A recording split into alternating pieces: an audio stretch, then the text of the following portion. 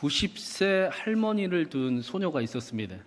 이 소녀가 손녀지요. 90세 할머니와 이런저런 이야기를 다정하게 이야기를 하다가 마지막으로 할머니, 그러면 저에게 평생을 살아가면서 꼭 잊지 말아야 될 그 한 가지 이야기가 있다면 좀 이야기를 해주세요. 꼭 중요한 거, 제일 중요한 게 뭘까요? 라고 물었더니 할머니가 이렇게 이야기를 해주십니다. 인생에 문이 닫힐 때면 열린 창문이 있다는 사실을 꼭 기억하거라. 살아보니 인생이 그렇더라. 닫힌 줄 알았는데 열린 문이 있더라. 닫힌 문에 집중하는 삶이 되지 말고 열린 문을 찾는 그런 삶을 살아가거라 라고 이야기를 했습니다. 이런 이야기도 있습니다. 여러분이 열고 온 문은 원래는 모두가 굳게 닫혀있던 벽이었습니다. 사랑하는 여러분, 새해에는 닫힌 문이 아니라 열린 문을 찾고 또 찾아가는 저와 여러분 되기를 간절히 바랍니다. 특별히 요한계시록에 예수님을 열린 문이라고 말씀을 합니다. 이 90세 할머니가 예수님을 이야기를 한 건 아니지만 뉘앙스 의미는 같습니다. 새 신광교회가 예수님을 더 알아가고 예수님을 알아가는 그 일이 그 이름의 능력과 그 이름의 권세와 그 이름의 영광을 가득 나타나게 하기를 주님의 이름으로 축원합니다. 교회와 사도들에게 그 유대 권력자들의 협박, 위협, 살해의 그 일들은, 살해의 위협은 마치 닫힌 문과 같았을 겁니다. 당시 자신들이 사는 최고의 권력자들, 힘을 가진 자들의 그런 협박은 큰 장애물일 수밖에 없었습니다. 그러나 사도들은, 교회는 닫힌 문에 집중하지 않습니다. 열린 문을 찾습니다. 오히려 더 하나님께 간구하며 나아갑니다. 함께 기도하기를 힘씁니다. 하나님, 우리는 세상을 통치하는, 다스리는 이들이 유대 권력자가 아님을 알고 있습니다. 우리를 두렵게 하는 일이 우리를 다스린다고 우리는 생각하지 않습니다. 우리의 주인은, 세상을 다스리는 분은 대주제이신 하나님이십니다. 우리를 굽어 살펴주시옵소서. 우리가 능히 하나님의 말씀을 세워갈 수 있도록 우리의 기도에 능력이 있게 하여 주시옵시고, 손을 내밀 때 병을 낫게 하여 주시옵시고, 표적과 기사가 거룩한 종 예수 그리스도의 이름으로 이루어지게 하여 주시옵소서. 그렇게 간구하며 오히려 열린 문을 향해 나아갔습니다. 그러자 오늘 말씀에는 하나님께서 그 기도를 들으시고 즉시로 응답하셨다라고 말씀을 합니다. 우리 오늘 말씀 31절 말씀을 먼저 한번 같이 읽어보겠습니다. 31절입니다. 빌기를 다음에 모인 곳이 진동하더니 무리가 다 성령이 충만하여 담대히 하나님의 말씀을 전하니라. 교회가 하나님을 선택하기로 했을 때, 하나님의 기쁨이 되는 삶을 살기 위해 하나님의 도우심을 구할 때, 하나님을 찾는 자들에게 하나님께서 즉시로 응답해 주셨습니다. 그 일을 오늘 말씀은 성령 충만하게 하셨다라고 말씀합니다. 교회가 하나님과 함께하게 하셨다라는 것입니다. 하나님께서 거룩하신 영으로 교회와 함께 하셨다라는 것입니다. 그래서 그들이 기도했던 것처럼 하나님이 함께 하시니 그들의 기도에 능력이 나타나고 병자가 낫게 되고 표적과 치유가 나타나 하나님의 말씀을 세워가는 일이 나타나더라. 그 일을 사도행전은 우리에게 보여주고 있습니다. 또 오늘은 그 일을 그들이 기도를 마치니 진동했다라고 말씀을 하고 있습니다. 우리가 새해 맞이 예배 때도 말씀을 나눴는데, 이 진동하다라는 것은 단순히 핸드폰 진동 정도가 아니라 바다의 풍랑이 배를 완전히 흔들어 넘치게 하는 그런 진동을 의미하는 겁니다. 모든 것을 뒤집어 엎어 흔들게 하는, 움직이게 하는 그런 진동입니다. 사도행전 17장에 그리스도인들을 보고 세상을 뒤흔드는 사람들, 세상을 진동케 하는 사람들이라고 부릅니다. 교회가 기도할 때 하나님께서 그 기도를 들으시고 그 기도대로 능력과 권능을 나타내 주셔서 세상을 뒤흔드는, 세상을 회복시키는 사람들이 되게 하셨습니다. 그래서 교회는 닫힌 문과 같았던 유대 권력자들의 협박을 두려워하지 않았습니다. 이 세상을 정말로 다스리는 분이 누구신지를 분명히 알고 있었기 때문입니다. 그리고 교회는 하나님과 함께 성령 충만하여 그 길을 걸어가게 됩니다. 오늘 말씀에는 성령 충만한 모습이, 교회가 성령 충만할 때 어떤 모습이었는가에 대한 말씀도 우리에게 보여주고 있습니다. 우리 32절 말씀도 한번 같이 읽어보겠습니다. 32절입니다. 믿는 무리가 한 마음과 한 뜻이 되어 모든 물건을 서로 통용하고 자기 재물을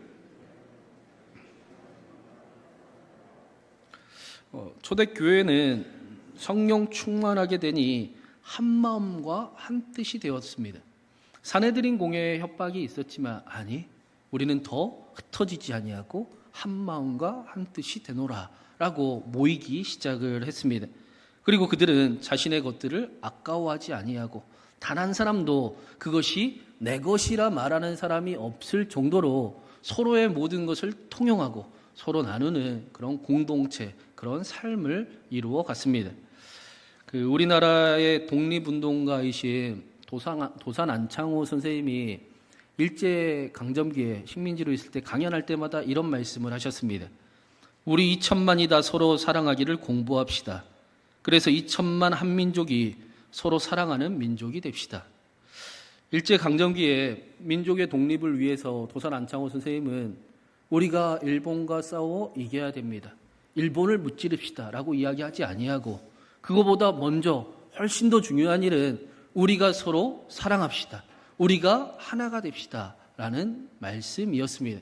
그 일이 우리가 하나가 되면, 우리가 사랑하면 일본이라는 거대한 문제가 있지만 그것조차도 능히 이길 수 있음을 잘 알고 있었기 때문입니다. 마찬가지로 하나님께서는 큰 위기 앞에 놓인 사도들과 교회들에게 성령 충만하게 하셔서 더욱 하나가 되게 하셨습니다. 닫힌 문도 열어갈 수 있는 힘이 되는 공동체, 지치고 힘이 들 때마다 다시 일어나 위로하는 공동체, 문제를 오히려 기회로 바꿀 수 있는, 능히 바꿀 수 있는 능력 있는 공동체를 허락해 주신 것입니다. 오늘 말씀을 보면 교회가 한 마음 한 뜻이 되게 하셨다라고 하는데 이게 같은 마음을 갖게 했다 그 정도의 이야기가 아니에요. 어떤 한 마음, 어떤 한 뜻이 되게 하셨는가 말씀해 보니까 정확하게 나와 있습니다. 자신들의 재물을 전부 함께 나누게 하시고 조금이라도 자기의 것이라고 이야기하는 이가 한 사람도 없게 만드셨습니다. 그 한 마음 한 뜻입니다. 이것을 35절에는 이렇게 설명을 합니다. 우리 35절도 한번 같이 읽어보겠습니다. 사도들의 발 앞에 두매 그들이 각 사람의 필요를 따라 나누어 줌이라. 자신들의 재물을 사도들의 발 앞에 두었습니다. 많은 사람들이 재물을 자기 머리 위에 두고 살아갑니다. 특히 우리나라는 더 그렇습니다. 선진국 17개국, 우리나라를 포함해서 17개국에 설문조사를 한 적이 있어요. 당신이 가장 가치 있게 여기는 것은, 인생에서 가장 중요한 것은 무엇입니까? 당신을 가장 의미 있게 만드는 것은 무엇입니까? 그 삶의 가치에 대한 설문조사를 했습니다. 17개 중에 가장 많은 국가들이 1위로 가족을 선택을 했습니다. 2등이 직업이었습니다. 자신의 삶의 가치를 실현시켜 줄 수 있는 직업을 2등으로 평을 했습니다. 그런데 놀랍게도 1등이 돈인 나라가 있었습니다. 그럼 어디였을 것 같으십니까? 놀랍게도 대한민국은 1등이 돈이었습니다. 그것도 압도적으로 1등을 했습니다. 자랑스럽게 1등을 돈이라고 선택을 했습니다. 물론 다른 나라들도 5위 안에 그 돈 물질이 들어갈 만큼 돈이 중요하긴 했지만, 중요한 것이지만, 그러나 우리나라는 압도적으로 1등을 했습니다. 우리나라의 자본주의 역사는 굉장히 짧죠. 굉장히 짧습니다. 우리나라는 저 어릴 적만 해도 그런 느낌도 있었어요. 돈 얘기를 하면 야, 무슨 그런 창피한 얘기를 하냐. 무슨 저렴스럽게 돈 얘기부터 꺼내냐. 뭐 그런 분위기가 훨씬 많았습니다. 청빈을 강조하던 나라였고 청빈을 멋지다라고 여기는 나라였고 자신의 삶을 오히려 가치 있게 만들어가는 삶, 존경받는 삶, 좀 낮아져도 그렇게 명예로운 삶을 존귀하게 여기던 나라가 바로 우리 민족이었습니다. 그런데 어느 순간 사랑하는 가족보다 교회보다 자신의 가치보다 인생보다 돈이 훨씬 중요해진 나라가 되어버렸습니다. 저는 그 중에 특별한 이유 중에 하나는 경제교육을 하지 않기 때문이라고도 생각을 합니다. 다른 선진국들은 어릴 때부터 돈이 뭔지를 가르쳐줘요. 돈이 어떤 우리의 인생의 존재인지를 알려주는데 돈이 뭔지를 모르고 돈의 중요성만 알며 자라니까 돈의 노예가 되어버린 그런 현실이 되어버렸습니다. 그래서 오늘 말씀은 한국교회 성도들에게 매우 중요합니다. 저와 여러분에게 매우 중요한 말씀입니다. 많은 사람들이 물질을 주인을 삼으며 살아가곤 합니다. 당시 이스라엘도 마찬가지였습니다. 당시 유대 권력자들도 돈이 중요했고 명예가 중요했고 자신들의 권력이 중요했고 기득권이 중요했습니다. 그래서 사내들인 공회는 진리를 세워가는 기관임에도 불구하고 오히려 그것을 이용해서 자신들의 기득권을 지키려 하고 거짓 재판을 일삼고 지금도 사도들을 교회를 협박하고 있습니다. 그러나 초대교회는 오늘 말씀에 자신의 주인이 진정 누구인지를 분명히 알고 보여주고 있습니다. 여러분 분명히 물질이 악하다, 물질은 필요 없다라는 이야기를 하는 건 아니지요. 물질은 필요합니다. 물질이 중요합니다. 그러나 그것을 잘 사용을 하는 것은 더 중요합니다. 물질이 사람의 머리 위에 주인 행세를 하기 시작하면 얼마나 우리는 비인간적인 행태가 가득하고 또 물질의 노예가 얼마나 가득한 사회가 되는지 우리는 뼈저리게 잘 알고 경험하고 있습니다. 우리는 칼을 누가 쓰느냐에 따라 그 칼의 용도가 달라진다는 사실을 잘 알고 있지요. 주중에 그 말도 안 되는 그 선진국의 대열에 들어갔다라고 하는 이 나라에 있어서는 안 되는 일이 일어났죠. 어떤 한 사람이 칼을 그렇게 강도처럼 사용을 하면 그것은 살해 도구가 되고 범죄 도구가 될 뿐입니다. 그러나 주방장이 칼을 사용하면 어떻게 됩니까? 사랑하는 사람을 위한 멋진 음식을 하는 요리 도구가 됩니다. 저도 저희 집에 제 칼이 있어요. 제가 크리스마스에 중식도를 선물을 받았습니다. 저는 그 칼을 요리할 때만 씁니다. 절대 다른 데 쓸 생각은 하지 않습니다. 칼을 의사가 사용을 하면 생명을 살리는 메스가 됩니다. 초대교회는 온 세상의 진짜 주인이 자신의 삶을 진짜 다스리는 그 주인이 누구신지를 분명하게 알고 있었습니다. 모든 것을 다스리시는 대주제이신 하나님과 함께합니다. 하나님께서는 초대교회에게 하나님이 교회의 머리가 되시고 그들의 물질을 발 아래에 놓게 하셨습니다.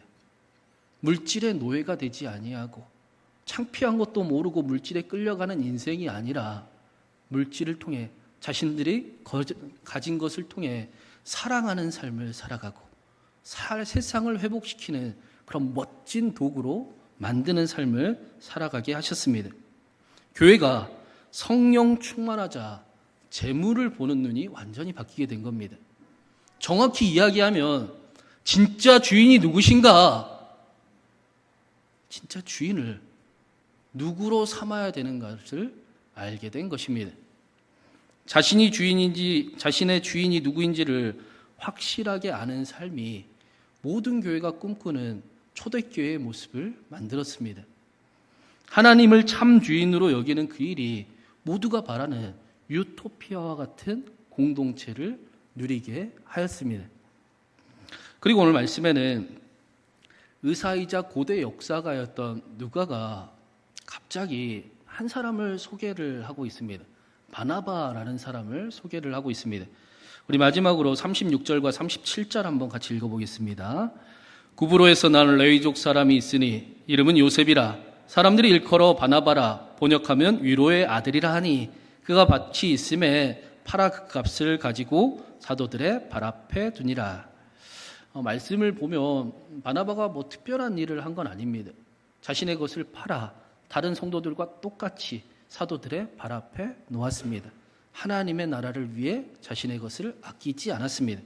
그런데 수많은 초대교회 성도들 중에 앞에서 5,000명이 회개하였고 또 베드로가 처음 설교할 때 3,000명이 회개하였고 수천 명의 그 초대교회 성도 중에 왜 특별히 바나바만 기록을 하고 있는가? 바나바가 헌금을 제일 많이 해서 기록을 하고 있을까? 그러면 헌금 액수도 적었겠지요.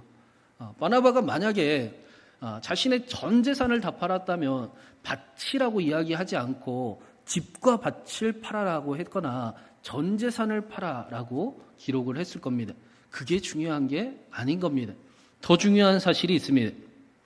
바나바는 그 사도행전 9장에 예수님을 박해했던 그 사울이 사도 바울의 삶을 살아가게 만든 결정적인 도움을 준 인물이 바로 바나바입니다. 바나바가 아니었으면 사울은 그저 사울로 인생을 마쳐야 될 수도 있습니다. 사도 바울의 입장에서 예수님을 믿는다라는 것은 이제까지의 자신의 모든 노력과 인생과 스펙과 모든 것을 포기를 해야 된다라는 이야기였습니다. 실제로 예수님을 믿고 회심하고 나서 그리스도인들을 찾아가니까 어떻게 했습니까? 야, 우리는 너 못 믿겠다 하고 내쳤습니다. 그때 보증이 된 인물이 바로 바나바입니다. 또 사도 바울은 유대인들에게, 동료 유대인들에게 그 유대교를 배신했다라는 이유로 목숨을 쫓기는 그런 입장이 되었습니다. 그래서 성경을 보면 사도 바울이 곧바로 사도의 삶을 회심했다고 살아간 것이 아니라 모든 이들을 피해 숨어 도망쳐 10년이 넘는 시간을 숨어 집거하고 있어야 했다라고 성경은 보여주고 있습니다. 그때 사도 바울 되게 한 사람이 바로 바나바였습니다. 안디옥 교회, 수리아 안디옥 교회 담임 목회, 당시로 말하면 담임 목회직을 하고 있던 바나바가 사도 바울을 데리고 선교 여행을 떠나게 됩니다. 바나바가 아니었으면 우리는 위대한 사도를 잃어버렸을 것입니다. 바나바만 기록된 이유가 여기 있는 겁니다. 오늘 말씀해 보니까 바나바의 이름을 위로의 아들이라고 말씀을 하고 있어요. 번역하면 바나바라는 단어 자체가, 그 단어가 위로의 아들이라는 뜻입니다. 근데 말씀을 자세히 보면 바나바의 원래 이름은 바나바가 아니지요. 바나바의 원래 이름은 요셉이지 않습니까? 그런데 그가 요셉이라고 불리지 않고 사람들이 그를 부를 때 당신은 바나바입니다. 바나바가 얼마나 위로하는 삶, 헌신적인 삶을 살아갔으면 당신은 요셉보다는 위로하는 사람의 대표하는 사람이네요. 바나바네요 하고 바나바를 별명을 부르면서 살아갔다라는 것입니다. 바나바는 예수님께서 자신을 희생해 교회를 세우신 것처럼 자신을 희생하기를 두려워하지 않는 사람이었고, 사랑하는 일을, 사랑하는 교회를 교회되게 만드는 사람이 바로 바나바였습니다. 바나바는 하나님이 주인이심이, 자신의 삶의 주인이 하나님이심이 분명한 사람이었습니다. 그래서 물질을 자기의 발 아래에 놓을 줄 아는 사람이었고, 자신이 가진 것을 사랑하는 일에 사용하는 일을 두려워하지 않는 사람이었습니다. 바나바는 그리스도인을 대표하는 사람이었습니다. 그래서 대표로 바나바의 이름을 소개를 해주고 있습니다. 저는 오늘 말씀을 묵상하면서 우리 교회가 참 좋은 교회이고 행복한 교회이고 초대교회를 닮은 교회이고 성령 충만한 교회구나라는 생각이 가득 넘쳐났어요. 여러분 맞습니까? 우리 교회 행복한 교회 맞습니까? 좋은 교회 맞습니까? 초대교회 닮은 교회 맞지요? 성령 충만한 교회 맞습니다. 바나바와 같은 사람이 우리 교회에 많습니다. 그런데 우리 교회가 어떻게 이렇게 회복이 되고 아픔을 이기고 행복해지는 공동체가 될 수 있었습니까? 이승기 목사가 담임 목사가 되어서입니까? 일부 때는 그래도 좀 반응도 하고 막 그러시던데, 우리의 열심과 수고 때문입니까? 분명한 이유가 있습니다. 우리가 서로 아끼고 행복해지기를 바라고 사랑하기 시작한 힘은 강성훈 목사님이 생명을 내어줄 때부터 시작이 되었습니다.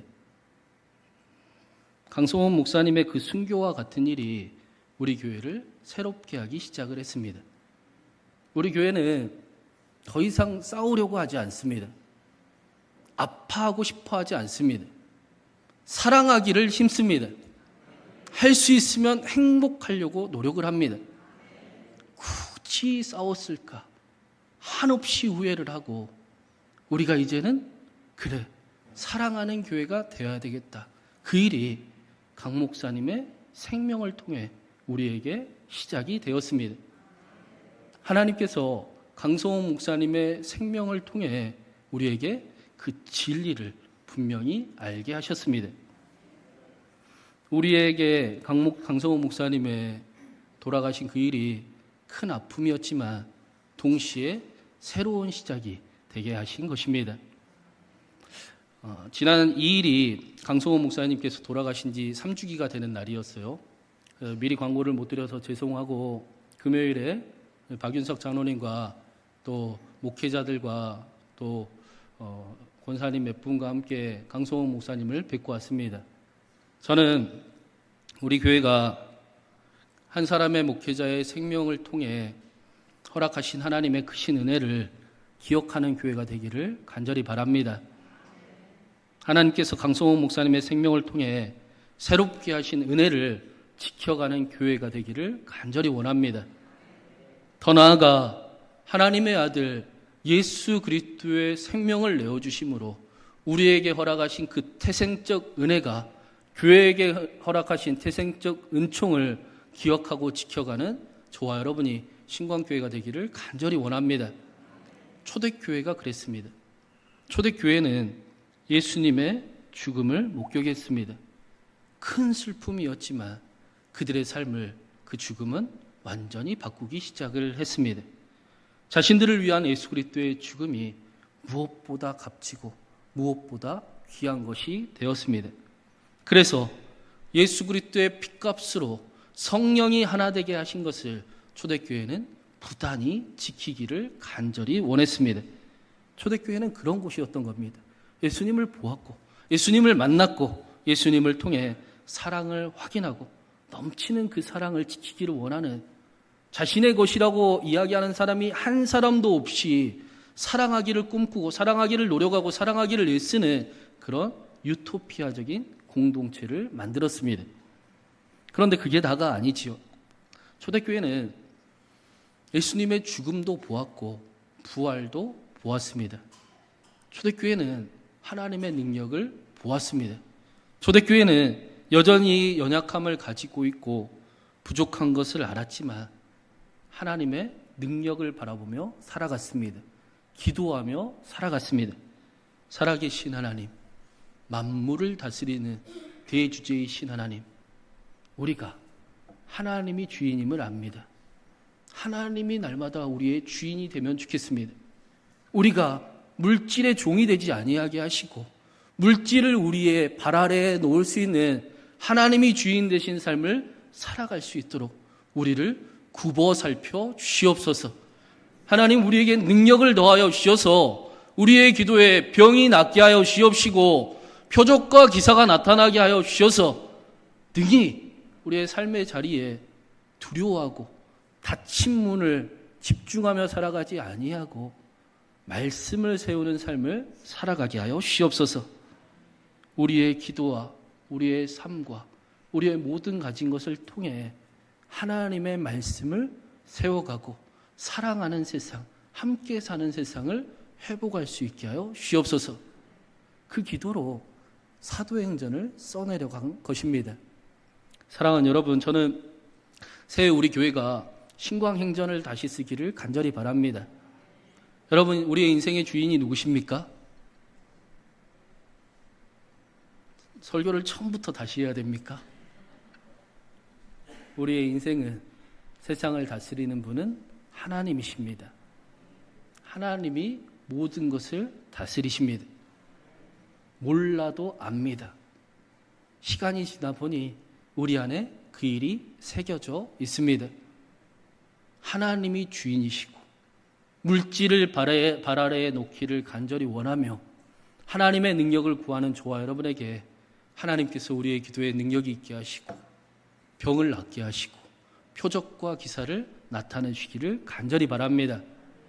그래서 우리의 삶의 자리가, 이 나라가, 우리 교회가, 이 땅이 돈이 1위가 아니라 하나님이 1등입니다. 그렇게 천국을 이뤄가는 저와 여러분의 새해가 되기를, 저와 여러분의 삶이 되기를 주님의 이름으로 축원합니다.